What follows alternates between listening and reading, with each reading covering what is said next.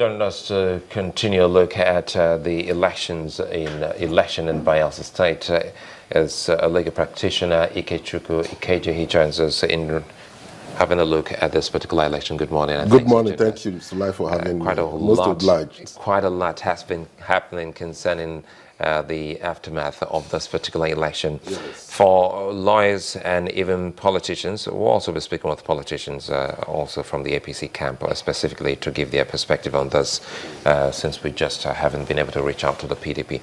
What else did you see on this particular one? Because all through the week, we've been trying to have a review to look at the conduct of the elections in Kogi and Bayelsa State. Yes. Trying to look at how we can perfect the system as we look towards the elections in Edo State for next year. Yes. For Bayelsa election, let's start by looking at... First, let me lay a foundation. Yes, the Bayelsa elections, apart from Southern Ijo, appeared to show some elements, some representation of the wishes of the people to a large extent. This is one of the elections in Bayelsa State where there has been real fair contests. Yes, real opposition and all that. And so the results in all of the 7 local governments more or less reflected the mood of the people, even if you may not say 100%. But that of Southern Ijo was a pervasive representation of electoral system, of our electoral process, was a travesty of due process and a violent truncation of the wishes of the people. How did that happen first? Don't forget, leading up to that election, we saw all the key players signing the peace pact. Yes, I'm surprised. I'm surprised because it appeared that the militants, non-state actors, became the state actors. They became the people who dictated how events would turn out. You saw them snatching ballot boxes, snatching election results sheets, and the military and the police stood by and watched. And in some cases, the military appeared helpless. And in that kind of helplessness, you can imply or infer consent. You can imply or infer that there is a tacit support by the military, even if it wasn't clear and straightforward. But where they fail to prevent what ordinarily they ought to prevent, and coming out from the mouths of the AIG Hashimu Agungu that there were no casualties and that the area was calm was a misrepresentation of the events on ground in Southern Ijo. So even after the peace pact, one is at a loss as to how come the desperation of politicians permeated the entire process as to truncate the wishes of the people. And INEC on its part didn't help matters. The materials didn't arrive to Southern Ijo till about 3:30 p.m. in the afternoon. And voters, to show you how serious they were, they stayed late into the midnight and they joined INEC to cast their votes through the midnight, sometimes up to 5 a.m. in areas where there was any form of, any nuance of voting. In at least 70 to 80% of the entire Southern Ijo, there was nothing like election, there was nothing like voting. And so INEC was very right in cancelling the election. However, the point also has to be made that there has been argument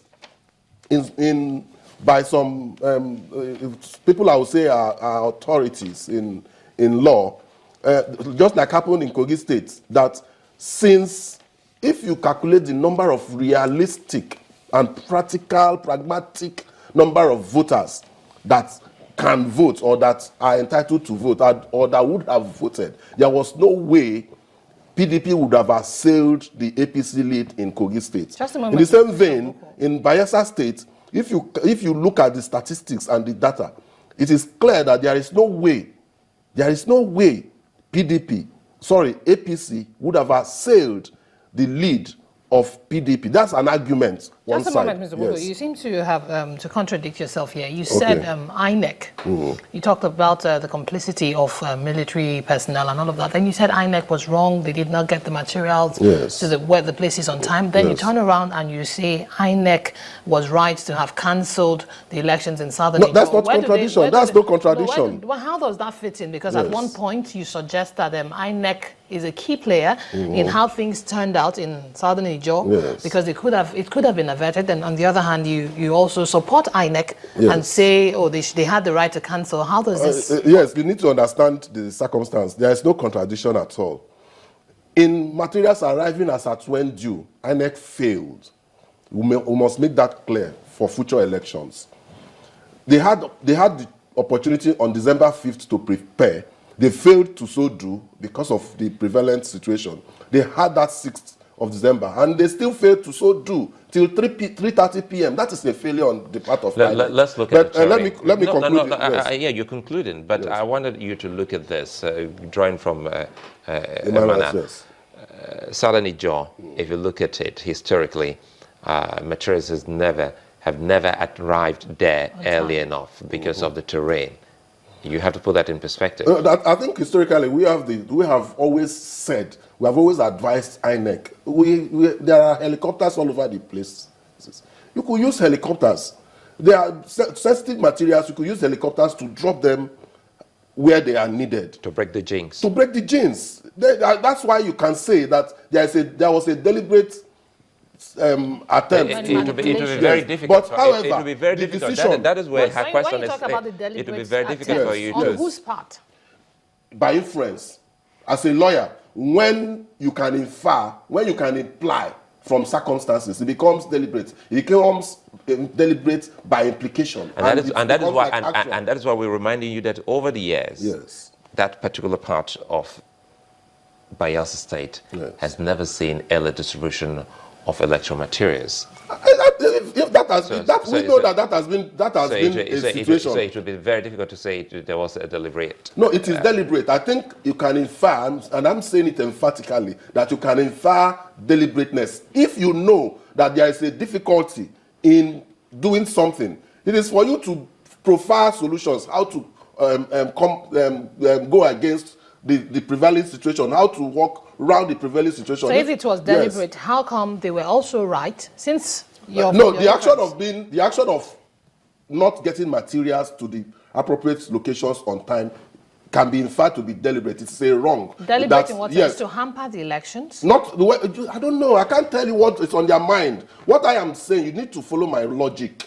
If you fail to do something that you ought to do, and you are doing the same thing over and over again, and you think you can get a different result, it's wrong. So when you do the same thing, the same way you had done it before and you failed, then you can infer deliberateness. It has gone beyond coincidence. So that is on that level. INEC had a hand.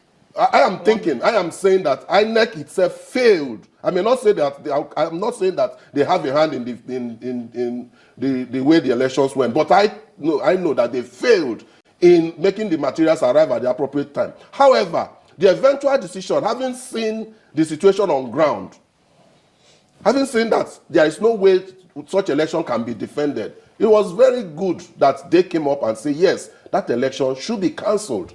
So there is no contradiction. You must get that clear at all. But it's also, you must get that clear very well.